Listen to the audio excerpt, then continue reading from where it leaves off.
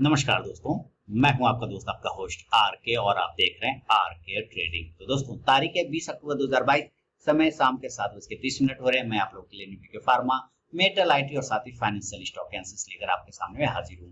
Video पसंद आए दोस्तों जरूर फीडबैक करिएगा, और आर के ट्रेडिंग मोबाइल ऐप को डाउनलोड करना बिल्कुल ना भूलें। जरूर डाउनलोड करिए। लाइव मार्केट में कॉल और मार्केट रिलेटेड जानकारी के लिए भी साथ ही बता दूं, अगर आप मेरे प्रीमियम स्विंग ट्रेडिंग ग्रुप में ऐड होना चाहते हैं तो मेरे लिंक के थ्रू अकाउंट ओपन करें। Espresso, Zerodha, fire, slice blue, angel one, किसी एक में आप अकाउंट ओपन करें। मैं आपको अपने प्रीमियम स्विंग ट्रेडिंग ग्रुप में ऐड कर लूंगा, जहां पर आप पाएंगे प्रीमियम कॉल्स, वो भी स्विंग ट्रेडिंग के।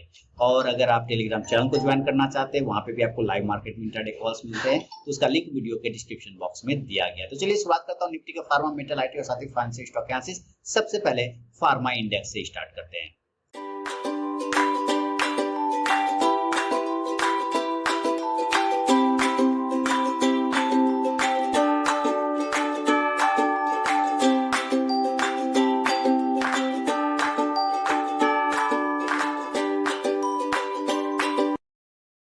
तो दोस्तों, आपके सामने में जो चार्ट दिख रहा है वो है निफ्टी के फार्मा इंडेक्स का। मैं थोड़ा इसको और बड़ा कर दूं और जूम कर दूं, तो ताकि आपको और कोई दिक्कत भी ना हो। यहाँ पे अब देखिए, यहाँ पे अगर आप इसका डेली का चार्ट देख रहे हैं तो यहाँ पे क्लियर कट आपको दिख रहा होगा कि यहाँ पे एक ब्रेकआउट आ चुका है। जबरदस्त तरीके का ब्रेकआउट है दोस्तों, और ये ब्रेकआउट, इस तरह के ब्रेकआउट बहुत ही जबरदस्त है। आज देखिए इसने फार्मा ने ब्रेकआउट कर दिया। तो ऊपर का जो लेवल था 13,000 के आसपास का, जो लेवल था 13,000, 13,050, उसको फाइनली इसने ब्रेक कर दिया। जो कि एक रेजिस्टेंस एरिया भी आ रहा था 13,000, उसको उसने ब्रेक कर दिया। और ब्रेक करके वो अब अपसाइड में मूव कर रहा है। तो कल भी अगर अपने हाई को ब्रेक कर दिया, यानी कि कल अगर ये किसी भी कारणवश ब्रेक कर देता है अपसाइड में 13,110, 125, 130 को, तो फिर आपको एक मूवमेंट आपको मिल सकता है फार्मा में। तो नजर रखेंगे फार्मा में, एक आने वाले समय में रिसेंटली आपको मूवमेंट बनेगा।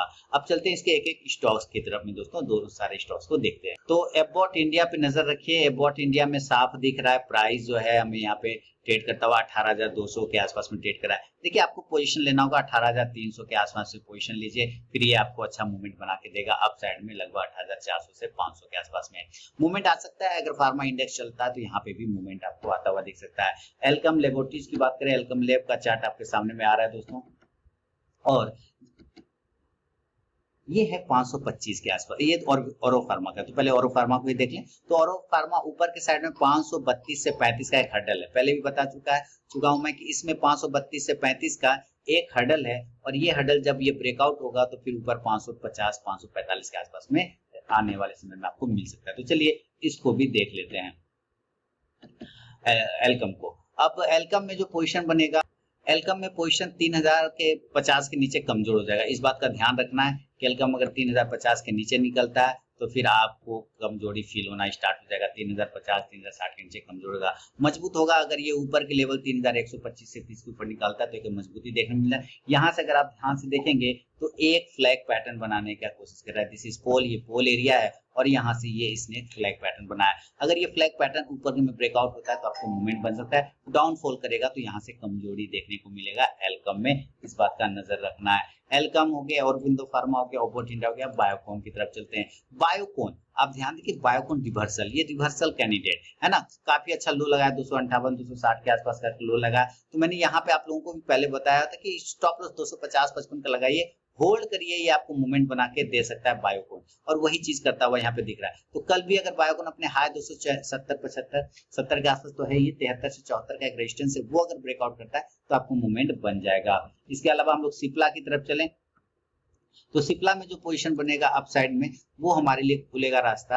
अभी आपके सामने सिप्ला का चार्ट आ रहा है, ये देखिए आ गया सिप्ला का चार्ट। तो सिप्ला 1150 का एक हर्डल है। जब तक इस हर्डल को ब्रेक नहीं करे तब तक पोजीशन बनाने की गलती नहीं करना है सिप्ला में। अब चलें जरा डिविज लाइफ की तरफ चलने। तो डिविज लाइफ में जो पोजीशन बनेगा अप साइड में खुलने के बाद, वो पोजीशन बनेगा हमारे लिए अभी 4,000 या 3,600 के आसपास चल रहा है। हाँ, 3,600 के आसपास है, बिल्कुल 3,600। ये जो बड़े रेड कैंडल आप देख रहे हैं, ये बड़ा वाला रेड कैंडल, हमें इसके ऊपर बाइंग करना है, हमें इसके ऊपर एंट्री लेने की कोशिश करना है। अभी ये कुछ नहीं, ये अभी शॉर्ट कवरिंग किया जा रहा है। ये ध्यान से देखिए, ये सारे यहाँ शॉर्ट बने, यहाँ से भी एक बियरिश फ्लैग बना हुआ था, ठीक है, ये बियरिश फ्लैग है। इस बियरिश फ्लैग का नीचे शॉर्टिंग बन गया। अब ये जो शॉर्ट बने ना, इसको क्या कर रहा है, ये कवर करने की कोशिश कर रहा है। तो आपको ध्यान देना है कि ये कवर जब तक चलता रहेगा आपको फ्रेश एंट्री नहीं करना है। तो फ्रेश एंट्री आप कब करेंगे, कहाँ पे करेंगे, फ्रेश एंट्री इस एरिया के ऊपर में करेंगे। यहाँ जो आपका एरिया है, इस एरिया, इस बड़ा वाला रेड कैंडल, उसके ऊपर आपको एंट्री करने का कोशिश करना, इसलिए आपको ध्यान देना। इसका प्राइस आता है लगभग 3700 के ऊपर।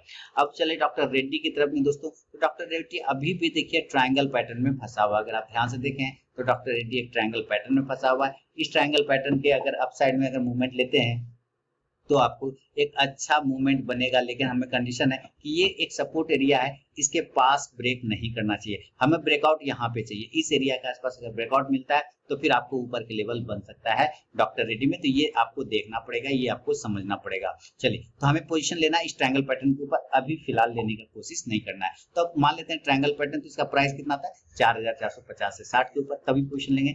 ग्लेन फार्मा देखिए बेहतरीन था, स्विंग कॉल है मेरा दिया हुआ ऑलरेडी, ये पोजीशन में है ऑलरेडी, प्रॉफिट भी लोगों को दे चुका है। मैंने अपने प्रीमियम स्विंग ट्रेडिंग ग्रुप में इसको दिया हुआ था और वहां पे लोगों ने अच्छा इसमें पोजीशन बनाया होगा। मेरे ख्याल से काफी अच्छा लेवल यहाँ था, यहाँ से एक हडल था, उस हडल को ब्रेक किया और ये बाउंस करने की कोशिश कर रहा है। तो टारगेट अभी बनेंगे 2250 के आसपास का एक टारगेट आता हुआ आप ग्लेन फार्मा में देख सकते हैं दोस्तों, इस बात का नजर रखना है। इसके अलावा हम लोग गैलेक्सो की तरफ चले, तो गैलेक्सो ने नीचे के एरिया को ब्रेक किया।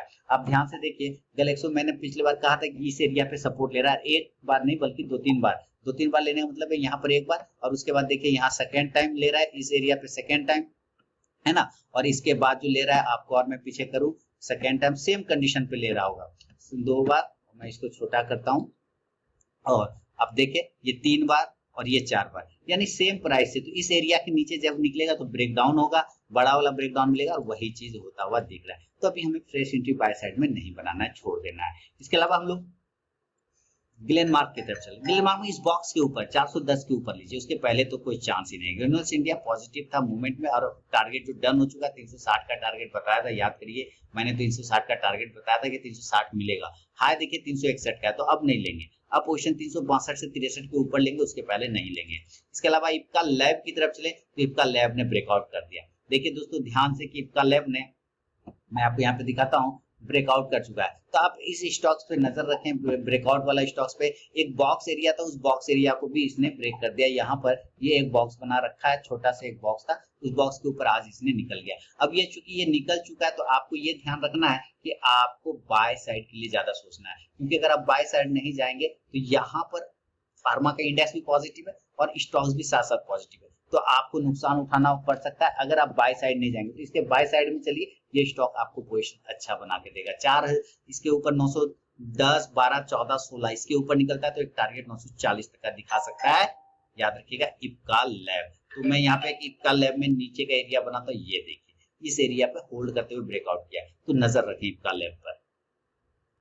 तो इप्का लैब के बाद आगे चले, इप्का लैब बहुत ही जबरदस्त तरीके से ब्रेकआउट करने की कोशिश करा। लॉरस लैब मैंने पहले भी बताया, लॉरस लैब ये अप ट्रेंड में, पॉजिटिव अप ट्रेंड में, तो बिल्कुल पोजीशन बनेगा, इसमें कोई दिक्कत नहीं, बिल्कुल पोजीशन बनेगा। यहाँ पे भी ये कंसोलिडेशन फेज है और ये अप ट्रेंड में चल रहा है, ये ऊपर चलने की कोशिश कर रहा है, तो यहाँ से ये ब्रेकआउट करने की कोशिश कर सकता है। इस बात का खास ख्याल रखना है आप लोगों को।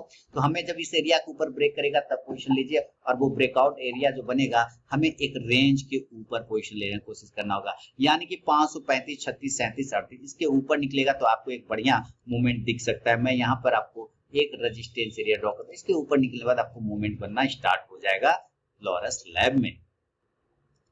तो लॉरस लैब काफी बढ़िया जबरदस्त लेवल आपको आता हुआ दिख सकता है। इसके अलावा लॉरस लैब के बाद हम लुपिन की तरफ चले। एक नेगेटिव खबर रहा लुपिन में, लेकिन उसके बावजूद लुपिन ने पॉजिटिव में क्लोज किया है दोस्तों। तो आप इस एरिया को देखिए, मैं पहले भी लुपिन में पॉजिटिव हूँ, उसमें कोई दिक्कत नहीं। हाँ, न्यूज अगर आता है बीच बीच में तो वो आएगा, उसका हम आप क्या कर सकते, कुछ भी नहीं कर सकते, बस अपने बिलीव रखिए कि जो आपने देखा है एनालिसिस क्या बिल्कुल सही। तो देखिए यहाँ से रैली निकाला 680 से सीधा 740 चला गया, उसके बाद करेक्शन कर रहा है, तो ये एरिया बड़ा सपोर्ट है इसका। 670 के नीचे कमजोर होगा, उसके पहले कमजोर ये नहीं होगा। नेटको फार्मा, ये भी आप देख रहे हैं, नेटको फार्मा यहाँ पे अब ये रुकने की कोशिश कर रहा है। नेटको फार्मा इसके नीचे नहीं जाना चाह रहा है, तो यहाँ पे भी एक सपोर्ट एरिया है कि अगर ये 578, 580 के नीचे जाता है तो कमजोर होगा, अदरवाइज कोई दिक्कत वाली बात नहीं। ऊपर के लेवल अगर 605, 600 को भी ब्रेक कर दे तो पॉजिटिव हो जाएगा नेटको फार्मा।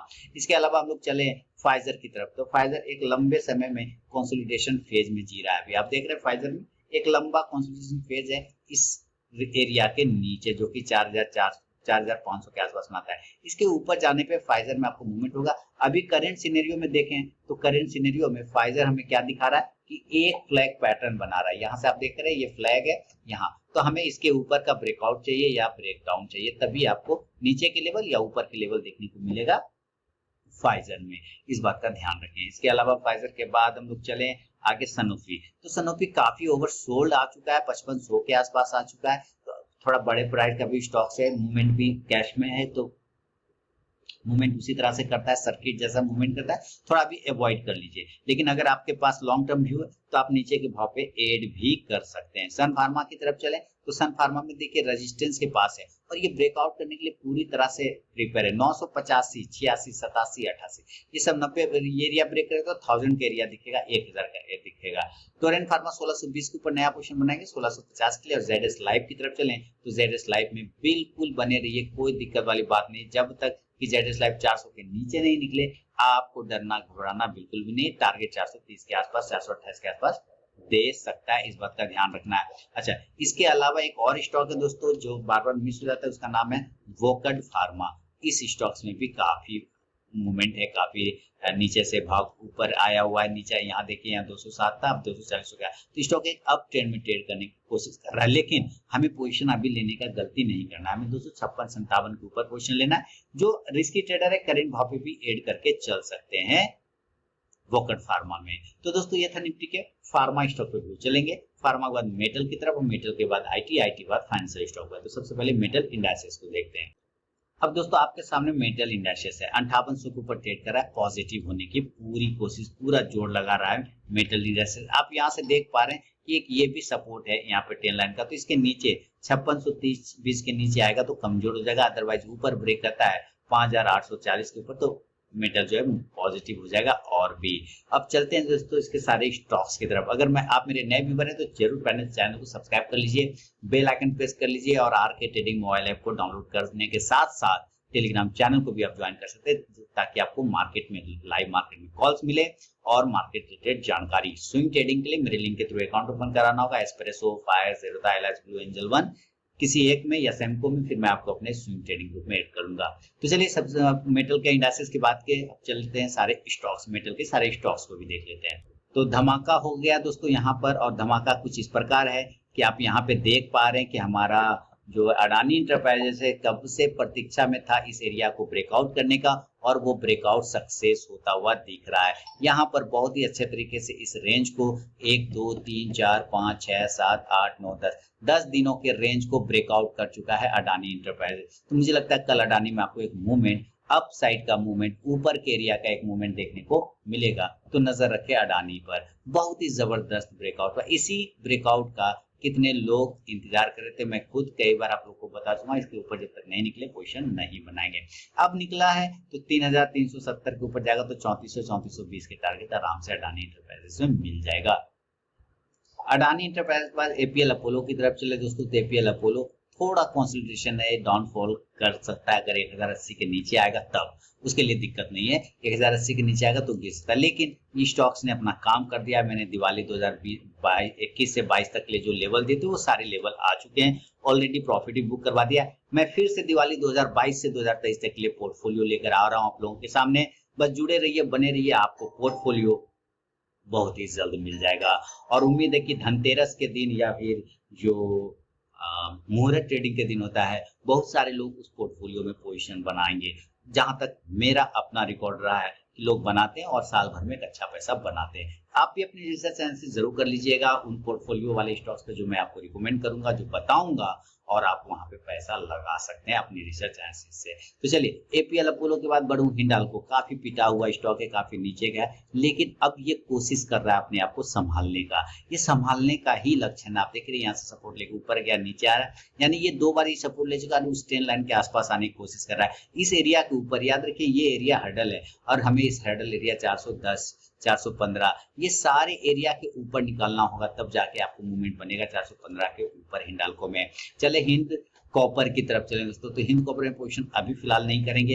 हिंद कॉपर अगर 110 के ऊपर निकलता है तो 112 से 15 का मिलेगा। हिंद जिंक की तरफ चले तो हिंद जिंक में जो पोजीशन बनेगा वो भी इस बॉक्स के ऊपर बनेगा, 290 के ऊपर अभी नहीं।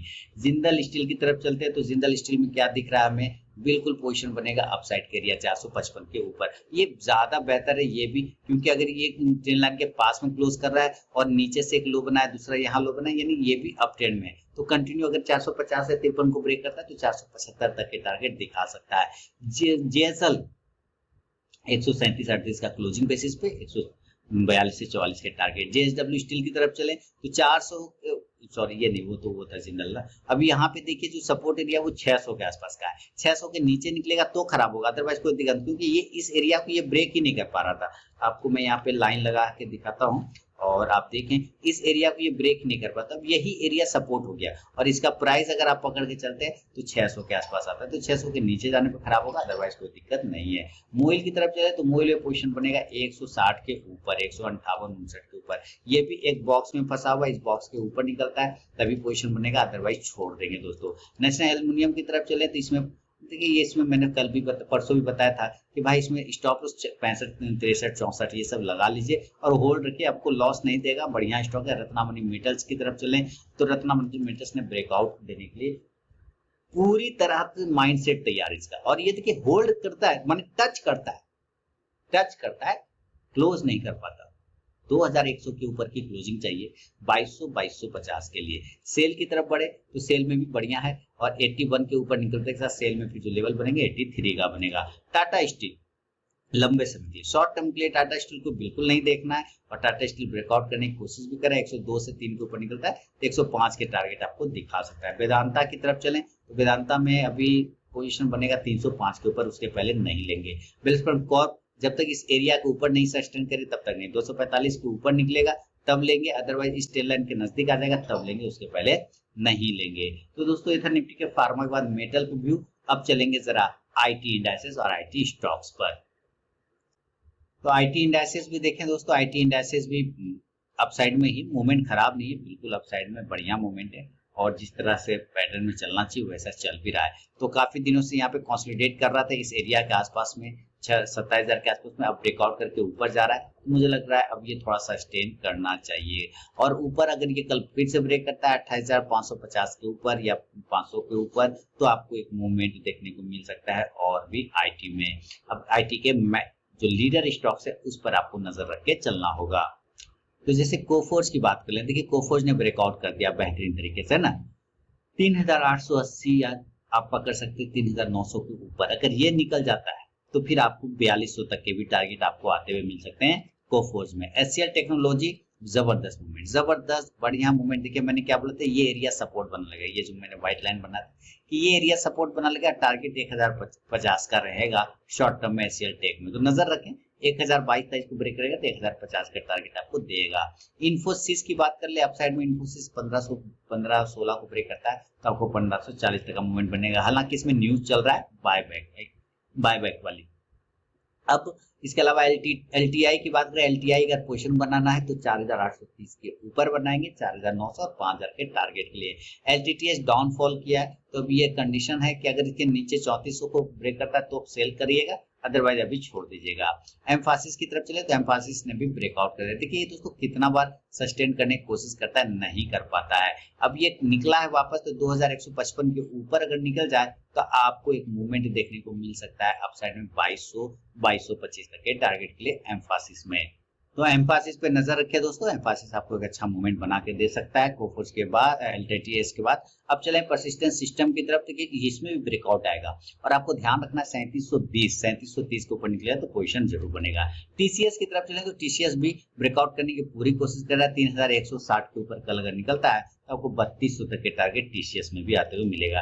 टेक महिंद्रा बहुत ही बढ़िया, बहुत ही अच्छा स्टॉक, जबरदस्त स्टॉक, और टेक महिंद्रा भी ऊपर के लेवल अगर 1050-55 को ब्रेक करे तो 1100 तक के टारगेट की तरफ रैली कर सकता है। एक बार में नहीं जाएगा, टुकड़ों में जाएगा, जैसे 1075 उसके बाद 1100। विप्रो की तरफ चले तो विप्रो ओवरसोल्ड होने के बाद अब यहाँ से शॉर्ट कवरिंग कर रहा है, तो अगर ये ऊपर निकलता है 385-86 को तो आपको मूवमेंट यहाँ से बन सकता है।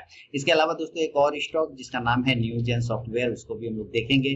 और न्यूजेन सॉफ्टवेयर अगर नीचे ब्रेक करता है 347 तो अवॉइड करेंगे जब तक इस एरिया में, तब तक कोई दिक्कत वाली बात नहीं है। बिरला सॉफ्ट की बात कर लें तो बिरला सॉफ्ट में भी चलिए जो पोजीशन है देखें, बहुत बढ़िया, 292, 93, 94 इसके ऊपर निकलता है तो 300 तक के टारगेट की यात्रा कर सकता है बिरला सॉफ्ट, इस पे ध्यान रखें। तो ये था दोस्तों निफ्टी के फार्मा, मेटल और आईटी पे व्यू। चलेंगे फाइनेंशियल स्टॉक, और फाइनेंशियल स्टॉक में सबसे पहले हम लोग एक्सिस बैंक की तरफ चलेंगे दोस्तों। एक्सिस बैंक 840 के ऊपर मूवमेंट बनेगा 850 से 60 के लिए इंट्राडे में। बजाज फिंसर बढ़िया है, लेवल ब्रेकआउट करने की कोशिश कर रहा है। बजाज फिंसर इस बॉक्स के ऊपर जैसे निकलता है 1740 के ऊपर, 35 के ऊपर, आपको ये 1770 से 1780 तक के लेवल दिखा सकता है, नजर रखें।